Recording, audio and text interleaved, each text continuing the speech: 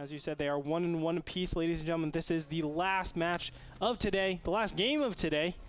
It is Ryung as the blue Terran, spawning as the mid-right-hand position Terran. In the far left-hand position, who do we have? MrBitter. We have Hasu.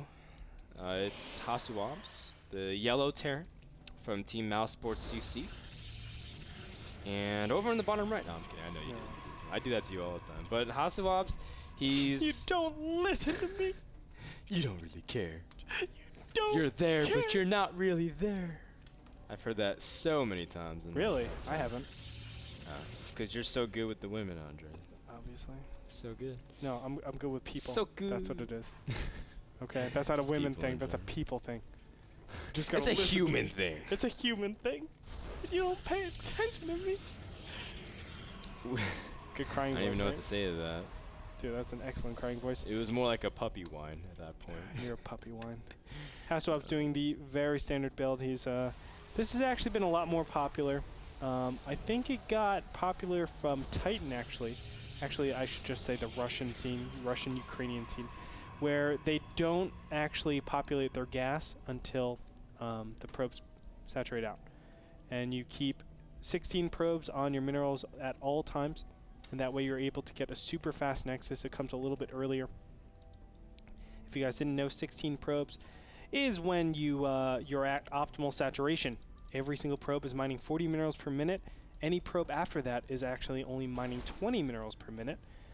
So it is a pretty big decrease. That's why people always stop at around 16.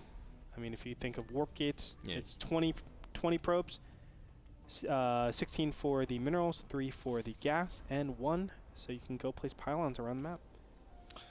Yeah, and we see the really quick nexus, actually, before even warp gate started. So Hasu playing a very macroeconomic style. Now, Ryung is going for a 2-racks.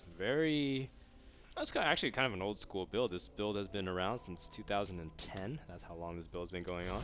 And it's a pretty standard concussive marine push. The idea is you just get a little bit of marauders here and there, and you just kind of pressure Protoss ever so slightly. Yeah. Here's the big problem, though. Hasuobs went for his second assimilator. Normally, you don't see this style being punished all too often. Now, Hasuobs also has not scouted. If he scouted, he would see that there's no expansion down here. 2 racks should be in his opponent's range. He should say, I need to be careful for this particular build. It looks like Concussive Shell is being upgraded right now. Normally, you push out with 1 single Marauder, but he's not doing that. Kind of interesting. Now, I don't know if he's... I think this is off-timed, actually. I think this is off-timed. He needs to push out a little bit earlier. But, the Marauder...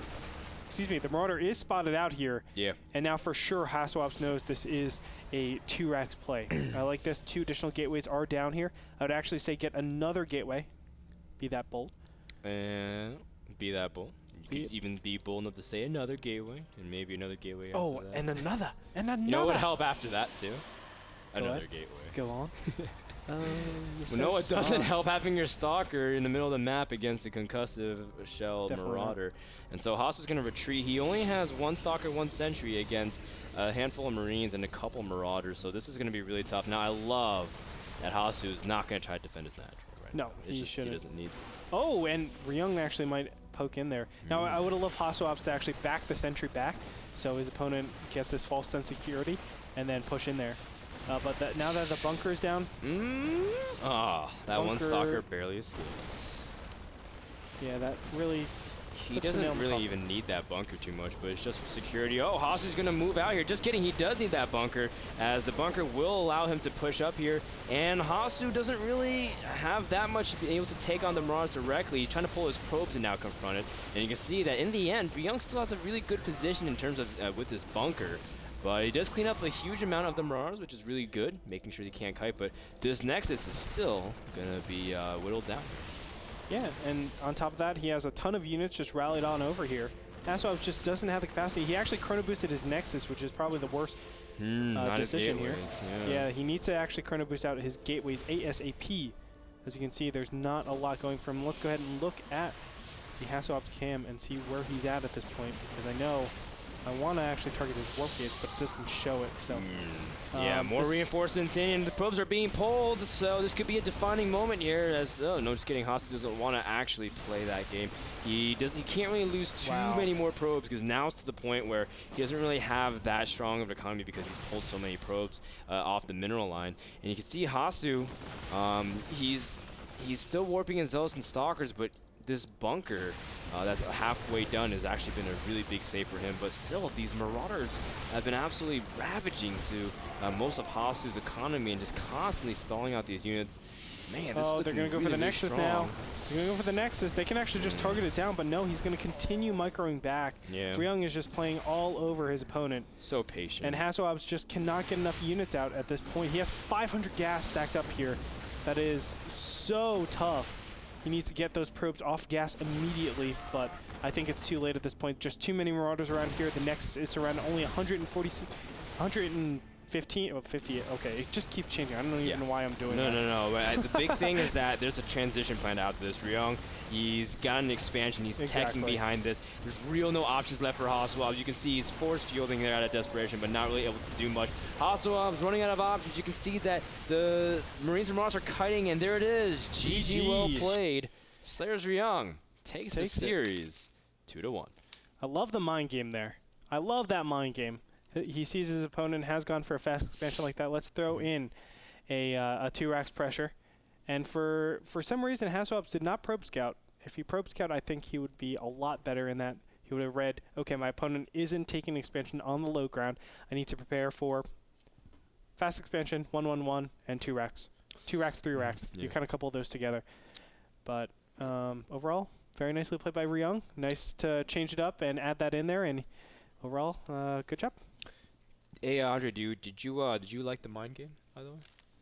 Played there? I love the mind game. I want to make sure that you guys actually understand this. There's a couple of things that happen in StarCraft 2, one of which is mind gaming. And I love what Ryung did there. So basically what happened is Hasuobs went for a very greedy expansion all 3 games. Yeah, right? He did. And what Ryung did was he mind gamed his opponent. Okay, so you might not understand that. He actually baited him into making that expansion, and then he went for the 2 racks and then mind gamed his opponent. Thank you, Andre, for that enlightening experience. That series was brought to you by Game Minder, the people that make it possible to remind you about NASL broadcasts. Download the free application at handleoliver.com. We'll give more information at our show outro.